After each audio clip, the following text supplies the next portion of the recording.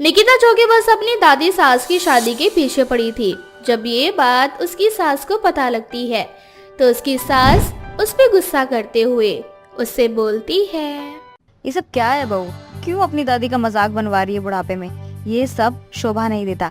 अरे शादी ब्याह का भी एक समय होता है, समय निकल जाने के बाद कुछ भी अच्छा नहीं लगता। प्यार करने की कोई उम्र नहीं होती माँ जी, और मेरी दादी का प्यार बहुत समय से अधूरा रह गया था।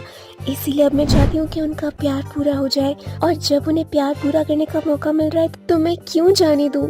देख, वो मेरी सास है और मेरी सास का इस तरीके से मजाक बनाना तो मुझे बहुत गुस्सा आएगा। और तू ये जो 3-5 करने में लगी हुई है ना, इसके पीछे ध्यान मत दे। घर में और भी बहुत सारे काम है, उस पे ध्यान दे। क्या बुढ़ापे में मेरी सास की शादी के पीछे पड़ी है? माँ जी, आप तो ध्यान दे नहीं रहे, कम से कम मुझे ही ध्यान देने दो। और आपको ना भी पूरी सच्चाई नहीं पता। जिस दिन आपको ये पता चल जाएगा उस दिन ना आप भी शामिल हो जाओगी शादी में। कैसी सच्चाई जो मुझे नहीं पता और तुझे पता है? तभी वहाँ निकिता की दादी सास सुलेखा देवी आती है। सुलेखा निकिता को कहती है, निकिता बहू, ये सब क्या है? मैंने तुझे कहा था ना कि ये बात कभी किसी को नहीं बतानी। अपने कमरे में जा और जितना बोला है उतना ही किया कर। और रही बात मेरी शादी की या फिर मेरा जो प्यार बहुत समय पहले अधूरा रह गया था, उसके बारे में तुझे चिंता करने या फिर किसी और को चिंता कराने की जरूरत नहीं है। जो चीज तब नहीं हुई वो अभी भी नहीं होगी। इस तरह से निकिता अपने कमरे में चली जाती है। निकिता की सास के दिमाग में अब वो बात चलने लगती है कि आखिर ऐसी क्या बात है जो उसकी सास ने उसकी बहू को बताई और उसे नहीं बताई। ऐसे ही कुछ दिन बीत जाते हैं। एक दिन निकिता की सास मौका देखकर निकिता के पास आती है और बोलती है, अरे बहू, तेरी दादी सास ना मंदिर गई है, अब घर में कोई नहीं है। अब जल्दी से मुझे बता दे कि आखिर ऐसी कौन सी बात है जो मेरी सास ने तुझे बताया और मुझे नहीं बताया। नहीं माँ जी, अगर मैंने आपको बता दिया ना तो दादी सास बहुत गुस्सा होंगी। वो कभी मुझे अपनी कोई बात नहीं बताएंगी। बहू, तुझे ना मेरी कसम है, तू चाहती है ना कि तेरी दादी सास की शादी हो जाए, तो मैं वादा करती हूँ अगर तू मुझे ये बात बता देगी तो मैं दादी की शादी जरूर करवाऊंगी। सच माँ जी, मैं यही चाहती हूँ कि बस दादी जी की शादी हो जाए किसी भी तरह। अरे हाँ, बता भी। अच्छा मुझे एक बात बताओ, आपको पता है आपके ससुर जी कौन है?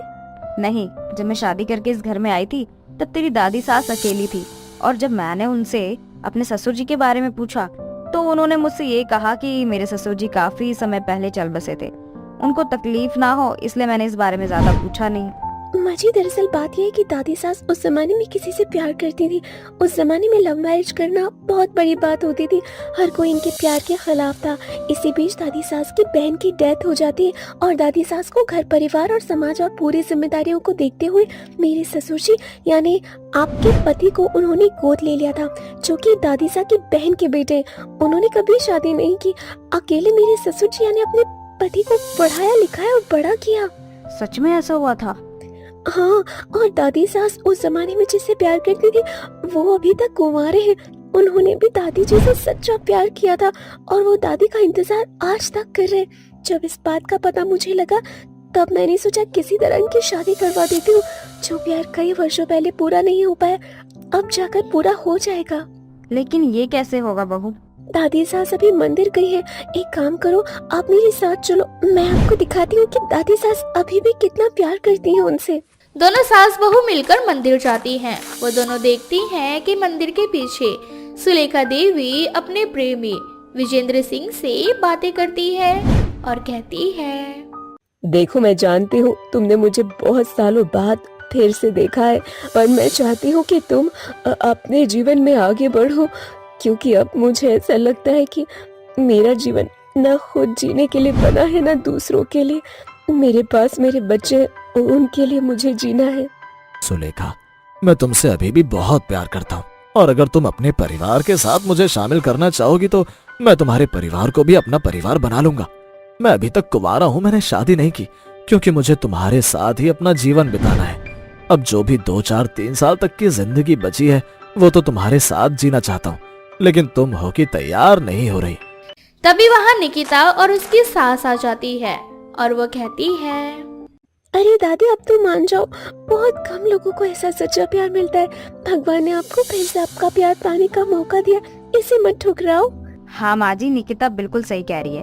और अब मान भी जाओ शादी के लिए, हमें कोई ऐतराज नहीं है आपकी शादी से, बल्कि हम तो आपकी शादी में शामिल होना चाहते हैं। जो प्यार आपका पहले पूरा नहीं हुआ वो अब पूरा होने जा रहा है। बच्चों, तुम समझ नहीं रहे हो, ये समाज मेरा मजाक बनाएगा, यहाँ तक कि तुम्हारा जीना भी दुश्वार कर देगा ये समाज। मैं नहीं चाहती कि मेरे वजह से किसी को तकलीफ हो। आपकी लव स्टोरी जानने के बाद ना कोई भी मना नहीं करेगा। हर कोई चाहेगा कि आपको आपका प्यार मिल जाए। और आप ना बिल्कुल भी टेंशन मत लो, हम दोनों है ना अच्छे से आपकी शादी करवा देंगे। और हाँ, मैं तो कहूँगी कि मेरे ससुर जी भी ना हमारे साथ ही रहे, इनको अकेले रहने की जरूरत नहीं है। इस तरह से सभी लोग सुलेखा देवी की शादी के लिए तैयार हो जाते हैं। निकिता तो जोर शोर से अपनी दादी की शादी में लग जाती है। अपनी दादी के लिए वो बहुत अच्छा सा ब्राइडल साड़ी लेकर आती है और अपनी दादी का बहुत अच्छे से मेकअप भी करवाती है। दादी और दादा की वो बड़े ही धूमधाम से शादी भी करवाती है। अरे दादी, आप टेंशन ना लो, आपकी विदाई तो होने वाली नहीं है, क्योंकि दादाजी भी यहीं रहेंगे, तो आपको रोने धोने की जरूरत नहीं है। अच्छा सा पोज मारो, बस यही एक मौका है। अच्छा बेटा, शादी हो जाने दे मेरी, फिर बताती हूँ तुझे, कान खींच लूंगी तेरे। अरे माँ जी लो अपनी जिंदगी, कल तो आपकी सुहाग रात है। इस तरह से हंसी खुशी सुलेखा की शादी अपने प्यार से हो जाती है। कहते हैं अगर किसी को सच्चे दिल से चाहो तो भगवान आपको उससे आज नहीं तो कल मिलवा ही देता है। ठीक उसी तरह से सुलेखा देवी का भी काफी पुराना प्यार उसे बुढ़ापे में मिल जाता है।